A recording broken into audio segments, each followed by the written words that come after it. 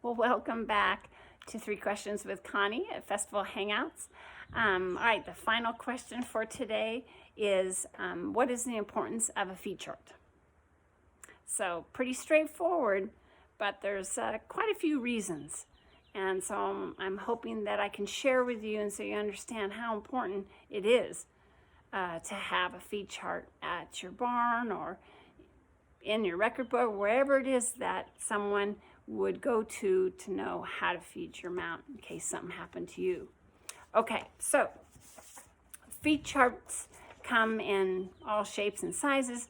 A feed chart, usually if you go to a riding center or a stable and they have lots of horses, they're going to have a whiteboard, maybe more than one whiteboard, and it may be put into a grid, but it's going to have the horses' names and what they're fed. Could be just morning and PM. It could be morning, noon, and night. Could be multiple times a day. The horses are fed differently across the country, around the world. So it's really important to understand, because how we feed here in Kentucky is very different where I used to pony club in California. Totally different. 2 different worlds. We have green grass right here now in the summer, and in California it's brown. So the feed is very different. Hay, everything. All right, so in understanding that, we do provide a template in the Horse Management Handbook, a feed chart. Now this is designed, this one, more for competition because you're there as a team.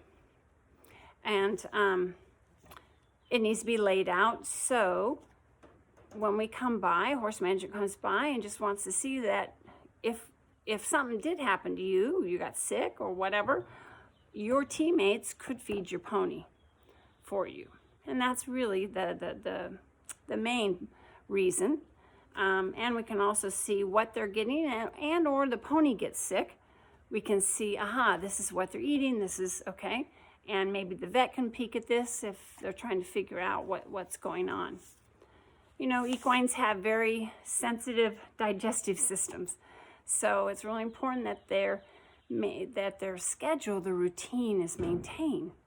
And you don't just want to go to a rally or go to a show and all of a sudden go, well, I don't know, what do they get fed? So even if you go board or you are part of a riding center, and maybe you don't do the feeding, you don't have to order the feed, you don't have to buy the feed, the horse is fed, you still are responsible when you come to a show or you go to a rally and you're part of a team. You need to know what is it that they're fed, so you're going to have to find that out. And that's a great fun to understand and to learn that. So I just made up a simple one here just to show you something neat. And I just AM, PM, we don't do any lunch. The horses are out on pasture. Right now I have one that's muzzled, so I talk about salt. Everybody has a salt block. They always have fresh water. And so when we go on vacation or we go to visit our kids a couple hours away, then, I can call and a friend can come over and they can to see what needs to be done. So it's really, really important. Of course, my feed chart that goes along with this includes chickens and cats and dogs, and so we leave a chart for everybody. But it is really important. Now, one of the other things that we require is on the chart that you mention, don't just say 2 flakes of hay, because your size, your flake that you feed might be very different than the flake of the hay that I have up in the loft.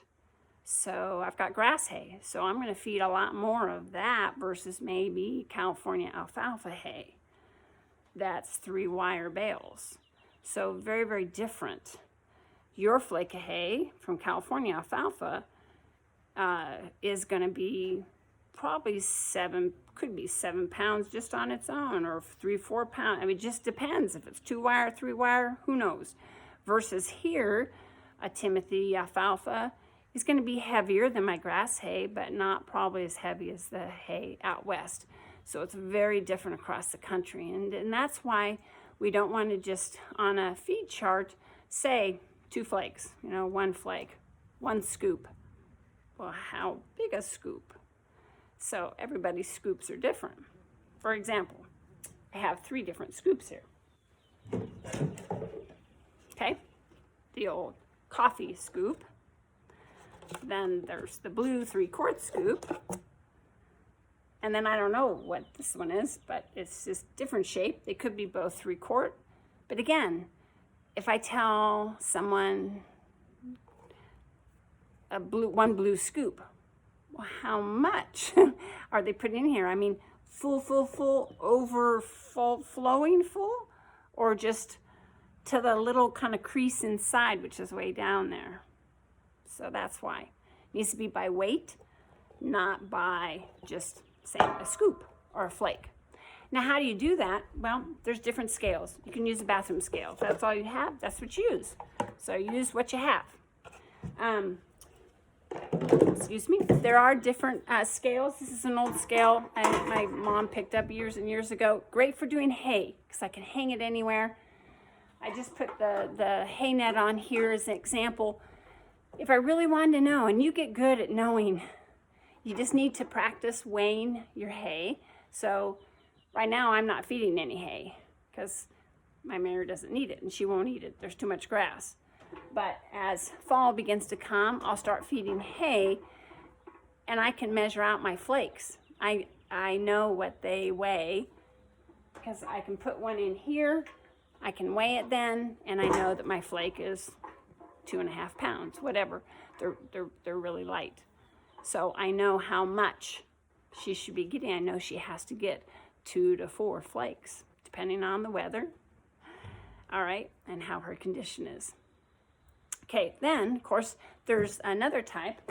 So for a bucket, now I can hang the bucket on here as well. Happens to have a hook. But, bathroom scale, you can step on it. Do a little subtraction. All right, and then there's, of course, this little, but it still works. So I can put the bucket on here. The bucket's 1.5 pounds. I can either zero this, which means move the dial, so it's, anyhow, you'll learn that in science. Or then I can put the bucket on this and figure out how much 1 scoop is. And then knowing that oats are gonna, a scoop of oats is gonna weigh differently than a scoop of sweet feed versus a scoop of alfalfa cubes versus a scoop of senior mix. So whatever it is, it's gonna be a little bit different. Okay, so again, my question is, what is the importance of a feed chart? You need to have one wherever your pony or horse is. It needs to be a feed chart. It needs to say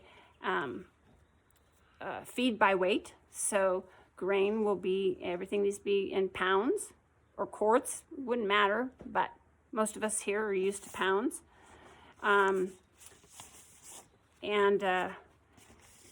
Now a feed chart at home wouldn't have to have competitor number and all that kind of stuff. But a feed chart at a competition or at a rally specifically would have to have some other information on it. And you can see that in the Horse Management Handbook. All right, so the importance of the feed chart, lots of things. So hopefully maybe you picked up on some of the answers there for when you're sick, if the pony's sick, if you're gone, something happens, we know what that pony or horse is getting. And it also allows us to see and know if the pony is getting enough condition, and maybe a veterinarian, when it comes out, maybe you're having trouble keeping weight and you can show them what you're feeding, maybe because you're not sure or your pony's being boarded somewhere. And they can see that, the body condition score, that he's a little bit on the thin side for as much exercise as he's getting. He's not getting enough feed. So feed chart can show you all kinds of things. It's kind of fun to keep them too, or to see how they change over time, because I constantly have to adjust what I feed. It just depends on the condition of the horse, time of year, feed available, and so on. All right, well, I hope you enjoyed this and I hope you learned something along the way, and just have a great day. All right, see ya, Festival July next year, 2021. All right, bye.